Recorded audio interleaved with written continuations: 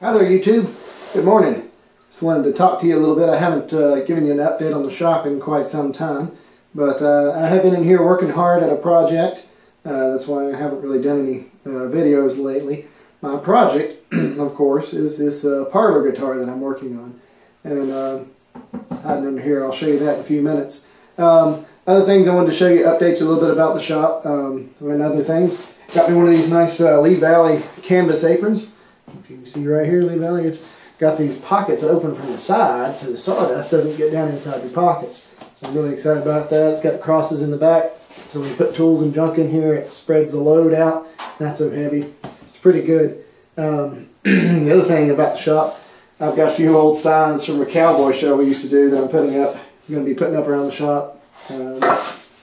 We had a cowboy show years ago. Oh, this is a good sign here, girls. And here's our Lame Horse Saloon was called. And anyway, I got a few other signs I put up above the bench. Anyway, that's just fun stuff. Other things about the shop, I've got a few new tool racks. Other things that I've picked up from my grandfather's place when we cleaned out his house. I'll show you those in just a minute.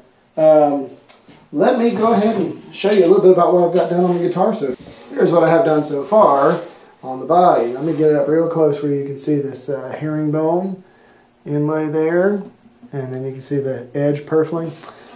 This is spruce on the top, cherry on the sides and the back, and here's the zippered back strap you can see there. And on the tail here, the end graft is this beautiful maple, the same as this edge binding is maple. This back here, you can see the ledge is there, but no maple yet. I've got to cut off a little bit more maple to make the edge binding for up here. In the top, you can see the dovetail. That was a tricky little dovetail to make there. And let me get the neck. Here's the neck. This thing here, still square in the middle, but the headstock is pretty much done. You can see that. Let me stand in front of it. There we are. Headstock's pretty much done. I have to do the rounding and finish the middle of the neck there. But the dovetail on the neck is done. And you can see it just kind of goes together. And we're starting to get something that looks a little bit like a guitar. So I'm going to work on that a little bit more today, see what I can get done with that. So this is my biggest project that I'm working on right now.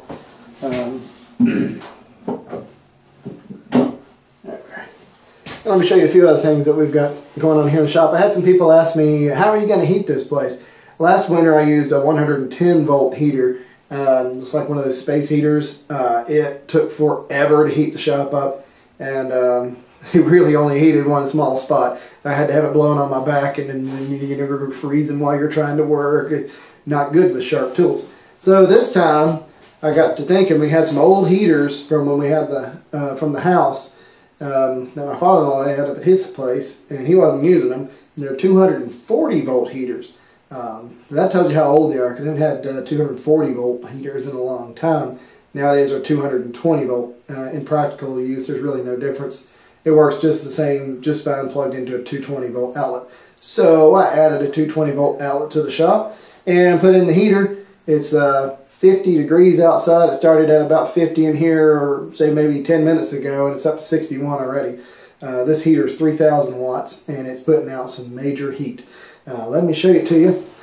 Okay, there's the heater, and you see it down there glowing, the two coils. That's a 220 volt heater. So it is putting out some serious heat, and it actually just clicked off. So 61 degrees, it's going to be about where we're sitting in here right now. And that's just fine. I've got a pole fan right there that I might use to try to push some of the air around. And you might be able to see underneath the pole fan the plug.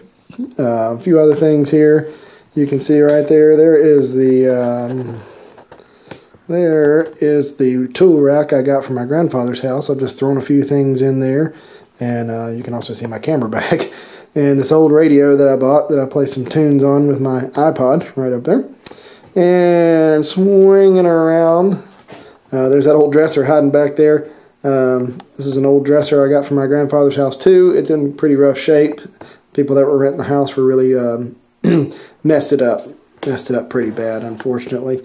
So I'm going to work on that. It's very, very old, at least 100, if not more. more than likely quite a bit older than that. We'll get into that at another time. Maybe I'll show you some stuff on that. There's another tool rack back there, but you can't really see it. Hiding out. Tool chest still down there, but got lots of good stuff in it. And that's pretty much it on the shop update for now. Okay, well, thanks for stopping by. I'll try to get you a new update soon, showing you the guitar as it progresses a little bit more. And as soon as I get done with the guitar, that dresser is going to be the next major project to get done. I'm going to have to strip the old finish off of it where they scratched it with who knows what. Some of the bottoms need repaired, all sorts of things. So I'm going to get into that when I get done with the guitar project and try to get that done for I'm going to give that to my sons to use for their clothes. And then who knows what after that. I might make a rifle stock. That's something on my list. We'll see. But anyway, I'll talk to you later, YouTube. Thanks a lot.